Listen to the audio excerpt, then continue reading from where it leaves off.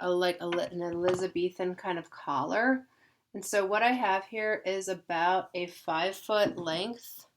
Actually, it's a little bit more than that. I probably have about 6 feet length of this. And so what I'm going to do is find the middle, put it around my head, and then I'm going to bend it right where my shoulders kind of cave in a little bit right here. Okay, so right where the collarbone gets a little bit sunken in right here. So my collarbone's up here. So it's actually below my collarbone. And what you're gonna do is then bring it up and over, however high you want that to be. This is where like you can get a lot of height here. And I'm just going to twist it together right here and over here. And it's definitely going to need some reinforcing. But what you are going to get is a pretty good sort of outline. Kind of hard to see right here, but you can see. You can kind of shift it to the back if you want it more to the back.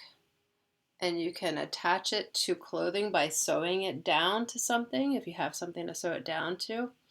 You can also kind of create more of like a width here if you want to do that, just by stretching it into position.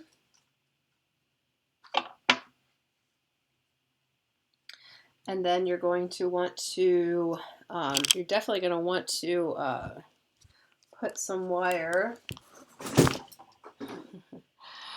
from one side to the other to strengthen it. Okay, so I have this here. And you can cover this with fabric or whatever. And this can be made out of hanger wire.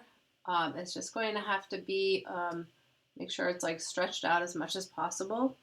But that's essentially the way that you would start making like an Elizabethan type of collar. So let me just show you real quick how I might, like you don't want it to bend, you don't want it to fall over like that. So you're definitely going to want to strengthen it. So I'm going to cut some more wire and get this back. Okay. And so what you're going to want to do is you're going to want to, definitely going to want to reinforce it here just by going across. And this is where you can actually like make like an interesting kind of pattern shape. You could crisscross it. Oh, this cat, go away. Okay. Good kind of, this is where you're going to want to bend it into shape. Make sure that you have, you know, something, it's going to be strengthened here and on the other side. And you're just going to want to keep doing that as many times as you need to make this a lot more of a solid shape, right? So I went this way. You can also then, let me just show you how much, that's actually going to help quite a bit, just having that. Now you're going to need to keep trying it on because whatever you add is going to need to conform to the back of your head. So you're going to need to like bend it to the will of your head. You're also going to want to just make sure that you're keeping the shape that you want. You're going to keep kind of bending it down and into position. But essentially, that's how you're going to start it. Keep going. At this point, you can add wire from here down to here to here. And again, here to here to here.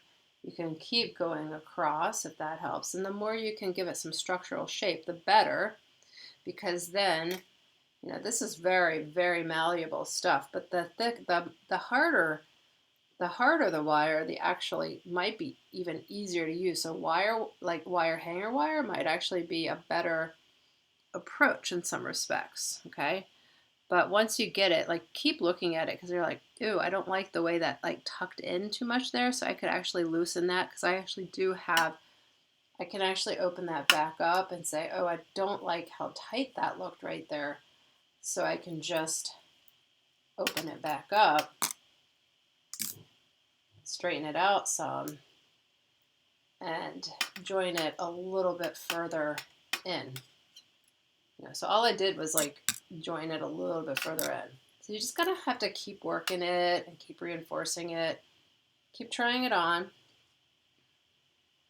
and seeing like you don't want it to like lose that shape. You're gonna keep putting your head behind it, and you may have to keep opening it up and like loosening up that that connection. But essentially that's how it's done. I mean, you can then like sew it down. Right now it's just a really really really rough start, but I just wanted to show you how you could actually create a very quick sort of Elizabethan looking Victorian, like kind of strange big Snow White queen kind of giant collar effect, and then you can cover it with fabric if you want. How would you do that? Well, that you could do any number of ways, but get your fabric and you just basically start by covering it and just see how it works. Like, try hot glue, try sewing, and just experiment. But there's a lot you can do with this sort of technique. Okay. Good luck. I can walk you through it too if that wasn't clear enough. I hope it was.